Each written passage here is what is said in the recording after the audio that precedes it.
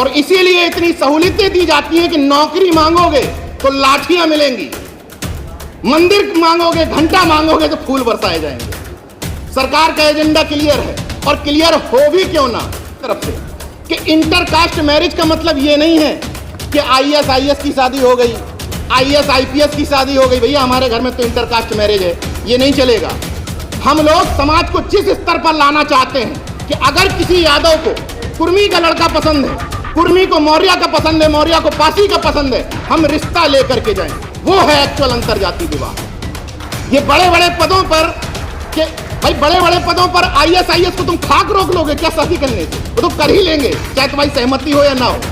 तो असली इंटरकास्ट अभी तो परिंदे शुमार करना है, फिर हम सब मिलके बताएंगे कि किस किस पे वार करना है। बड़ा गुरूर है सत्ता वालों तुझे, मगर हम सबको जिद है कि दरिया को पार करना है। किसी पेड़ के कटने का किस्सा ना होता अगर कुल्हाड़ी में उसी लकड़ी का हिस्सा ना होता। आज हम लोग जिन तमाम मुद्दों को लेकर के परेशान हैं, उनकी परेशानी की वजह यही है कि बहेलिया आएगा, जाल बिछाएगा, हमको फंसाएगा और हम फंसेंगे। लेकिन चुनाव से पहले कुल्हाड़ी की लकड़ी का हिस्सा आगे किया जाता है, एक झोली वाला बाबा आता है, जुमले सुनाता है, राशन के जाल में फंसाता है और हम फंस जाते हैं, और अगले चुनाव में फिर से वहीं से शुरू करते हैं कि बहेलिया आएगा, जाल बिछाएगा। मैं सिर्फ इतना कहना चाह रहा हूं कि अगर जिन लोगों के ऊपर हम सवाल उठाते हैं कि वो लोग संसद में पहुंच गए, वो आवाज नहीं उठा रहे, तो जितना उनकी तरफ आवाज उठाते हैं उतना ही उंगली अपनी तरफ भी करो, और अपने से पूछो कि जिस समय UPSC में गड़बड़ी हो रही थी, जिस समय नीट परीक्षा में गड़बड़ी हो रही थी, जिस समय लेटरल एंट्री के माध्यम से आपके बच्चों की सीटें चोरी हो रही थी, उस समय हम क्या कर रहे थे, हम अपनी जिम्मेदारी कितनी निभा रहे थे, ये सबसे इंपॉर्टेंट बात है। क्यों? बुद्धिजीवियों की परिभाषा क्या हो गई है? हमारी जिम्मेदारी है कि हम सामाजिक न्याय तो ढूंढेंगे, लेकिन अपनी जाति के नेता में ही ढूंढेंगे। तमाम बुद्धिजीवियों की जिम्मेदारी है कि हम तब बोलेंगे अब जब हमारे नेता ने कुछ बोला होगा, हमारी जाति के नेता ने, हम उसको डिफेंड करने के लिए बोलेंगे। गलत किया होगा तो डिफेंड करेंगे, और 10 साल पहले कोई एक लाइन बड़ी अच्छी बोल दी होगी तो बताएंगे देखो सामाजिक न्याय का मसीहा आ गया है। मैं सिर्फ इतना कहना चाहता हूं कि जिस विपक्ष की तारीफ के काबिल इसमें कोई दिक्कत नहीं है, लेकिन हम सब की जिम्मेदारी तारीफ करने से ज्यादा आलोचना करने की है, क्योंकि अगर जरा भी ढील छोड़ दी हमने तो यकीन मानिए जो संविधान के दम पर, संविधान खतरे में है, संविधान खतरे में है, आरक्षण बचाओ के दम पर संसद में पहुंचे हैं मजबूत स्थिति के साथ, वही लोग मुंबई में जाकर के सिद्धि विनायक मंदिर और तमाम मंदिर टहलेंगे। जो लोग, देखिए हैरत की बात देखिए, बड़े गर्व के साथ बताते हैं, बड़े गर्व के साथ कि अयोध्या जीत गए हम, बड़े गर्व के साथ बताते हैं कि बद्रीनाथ जीत गए, फिर भी बुद्धि पर पत्थर पड़ा है क्या? जब वो पूरा प्रोपेगेंडा करके अयोध्या नहीं जीत पाए तो तुम ये ड्रामाबाजी करके क्या जीत लोगे? सिर्फ इतना सा मूल अंतर समझ लीजिए। आज जो 2 मिनट में खत्म कर दूंगा, आज जो जनता के बीच में आज जो कंफ्यूजन क्रिएट है, वो कंफ्यूजन इसीलिए क्रिएट है कि हम उथला उथला सामाजिक न्याय, एक बगल में संविधान दबा हुआ है और मंच पर शपथ ली जा रही, ईश्वर को साक्षी मानकर शपथ लेता हूं। कैसे काम बनेगा? मुंबई गए, किसी ने मुझे फोन करके कहा नीरज भाई आप लोगों की बातों का असर आ रहा है, देखिए चैत्य भूमि भी गए, तो हमने कहा असर तो आ रहा है। चर्चा किसकी ज्यादा है, चैत्य भूमि की ज्यादा है या जो 35 सांसद वहां सर नवाने गए वहां ज्यादा है? जब जिस पार्टी का, मैं बार बार एक बात कहता हूं, हालांकि इस चुनाव में ये हुआ है, मैं बार बार एक बात कहता हूं कि आप लोग जब तक अपनी पिच पर, सॉलिड अपनी पिच पर नहीं खेलेंगे, इस बार आपने अपनी पिच तैयार की और काफी हद तक आप अपनी पिच पर खेले, तो देखिए शानदार आपने चौके छक्के लगाए, लेकिन आप करते क्या हो कि थोड़ा बहुत कंफ्यूजन के चक्कर में जैसे ही उनकी पिच पर जाते हो, इतनी शानदार बैटिंग होती है कि आप मैदान से आउट हो जाते हो। हिंदुत्व के मामले में आप समझिएगा कि पिछली बार आजमगढ़ में निरहुआ लड़ रहे थे और धर्मेंद्र यादव जी लड़ रहे थे।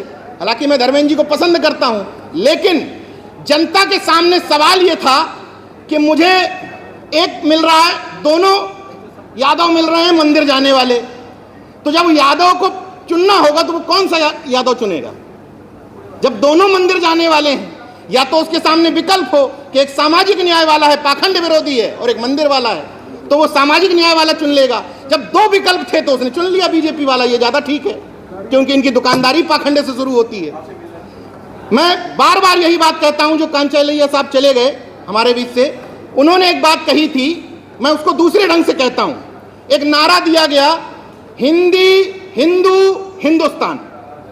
जो लोग हिंदी की बात करते हैं वो अपने बच्चों को इंग्लिश मीडियम में पढ़ाते हैं, जो लोग हिंदू की बात करते हैं वो ढूंढते हैं कि शहर में सबसे बड़ा मिशनरी यानी कि क्रिश्चियंस का स्कूल कौन सा है, उसमें सिफारिश लगवा के एडमिशन करवाएंगे।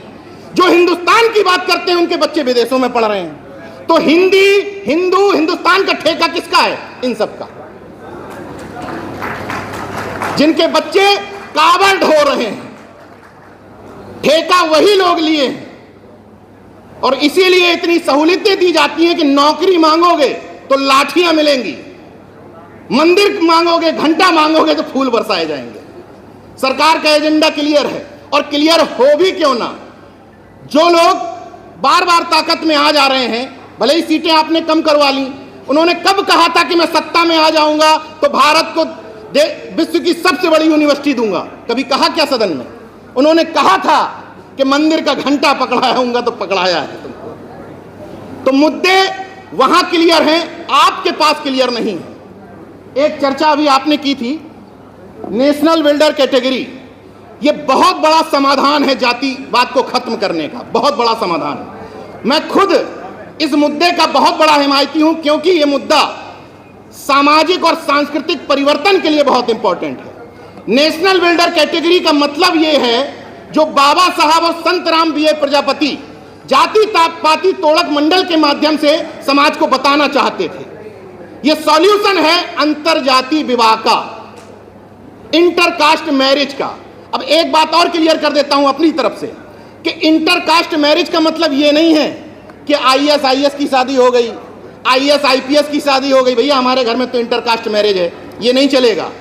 हम लोग समाज को जिस स्तर पर लाना चाहते हैं कि अगर किसी यादव को कुर्मी का लड़का पसंद है, कुर्मी को मौर्य का पसंद है, मौर्य को पासी का पसंद है, हम रिश्ता लेकर के जाएं, वो है एक्चुअल अंतरजातीय विवाह। ये बड़े बड़े पदों पर कि भाई बड़े बड़े पदों पर आईएएस आईएएस को तुम खाक रोक लोगे क्या शादी करने से? वो तो कर ही लेंगे, चाहे तुम्हारी सहमति हो या ना हो।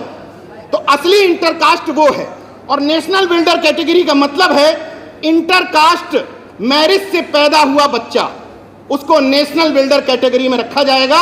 ये जनरल जो कैटेगरी है इसको खत्म किया जाएगा। ये हमारी WTP की डिमांड है। समय कम है, मैं किसी दूसरे का समय नहीं लेना चाहता।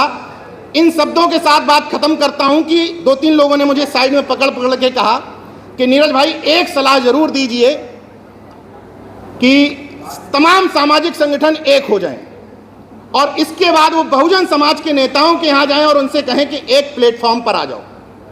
हालांकि ये प्रयास हो भी रहे हैं, लेकिन मैं एक बात से थोड़ा इत्तेफाक रखता हूं कि सारे सामाजिक संगठन एक हो जाएं। ये प्रैक्टिकल बात नहीं है। एक छतरी के नीचे आना, एक झंडे के नीचे आना, ये प्रैक्टिकल बात नहीं है। समाज में जिन लोगों की आप नकल करते हैं या जिनका उदाहरण देते हैं, वहां भी हजारों संगठन हैं। एक बात जरूर हो सकती है कि हम विभिन्न तरीके से काम करते हुए अलग अलग संगठनों में, जब हमारे मुद्दों की बात हो तो हम एक हो जाएं, जब हमारी लड़ाई की बात आ जाए तब हम एक हो जाएं। जैसे सवर्णों के कितने भी संगठन बने रहे, लेकिन जब उनको किसी गांव में ओबीसी एससी को दबाना होता है तो एक हो जाते हैं। तो आप अपने मुद्दों पर एक हो जाएं, क्योंकि कोई कह रहा है कि अंतरजातीय विवाह इंपॉर्टेंट मुद्दा है, वो अपना मुद्दा समझे भाई, ठीक है। कोई कह रहा है जातिवार जनगणना इंपॉर्टेंट मुद्दा है, ये भी महत्वपूर्ण बात है। कोई कह रहा है कि मृत्यु भोज खत्म करना इंपॉर्टेंट है, ये भी महत्वपूर्ण बात है। यानी कि समाज में तमाम तरीके के जो मुद्दे हैं उनके लिए अलग अलग संगठनों की जरूरत है, बशर्ते जब एक साथ देखिए, जब शोषक वर्ग है जो हमारा, जब शोषक वर्ग एक है तो जितने शोषित हैं वो एक क्यों नहीं हो सकते? और एक होने का मतलब झंडा बैनर से नहीं होता है, एक होने का मतलब विचारधारा से। और विचारधारा का मतलब, सिर्फ इसी बात के साथ खत्म कर दूंगा, विचारधारा का मतलब यह है कि हमारा चाहे झंडा लगा हो, बैनर लगा हो या ना लगा हो, हमारा नाम बैनर में हो या ना हो, हमारी इनसे दुश्मनी चलती हो। मैं उदाहरण बता रहा हूं कि मेरी, मान लीजिए, अनिल जी से दुश्मनी है। अनिल जी के घर में बेटी का बर्थडे होगा, ये मुझे बुलाएंगे, मैं नहीं जाऊंगा। लेकिन अनिल जिस दिन जातिवार जनगणना पे कार्यक्रम कर रहे होंगे, मैं चुपचाप जाके पीछे बैठ जाऊंगा। इतनी क्लियरिटी, इतनी समझदारी जिस दिन आ गई, झक मार के जिन लोगों को आप कहते हो कि सदन में हमारे मुद्दे नहीं उठा रहे, झक मार के मुद्दे उठाएंगे। लेकिन पहले हम तो क्लियर हो जाएं। मुझे हैरत होती है कि जो लोग मंचों पर पाखंड विरोध की ज्ञान ठोकते हैं, उन्हीं के घर में तमाम पत्नियां मनुवाद की एजेंट बनी बैठी। मैं ये नहीं कह रहा कि सब कोई बदल सकता है, मैंने अपनी पत्नी को बदल लिया, इसका मतलब नहीं कि हर कोई बदल सकता है, लेकिन आप ईमानदारी से ट्राई भी नहीं मारते हैं, ये मेरा दावा है। और अंतिम शब्दों के साथ बात खत्म कर दूंगा कि अभी तो परिंदे शुमार करना है, फिर हम सब मिलकर बताएंगे कि किस किस पे वार करना है। अभी तो परिंदे शुमार करना है, फिर हम सब मिलकर बताएंगे कि किस किस पे वार करना है। बड़ा गुरूर है सत्ता वालों तुझे, मगर हम सबको जिद है कि दरिया को पार करना है। नमो बुद्धाय, जय भीम, जय मंडल, इनकलाब जिंदाबाद, उल गुलाम जिंदाबाद। धन्यवाद।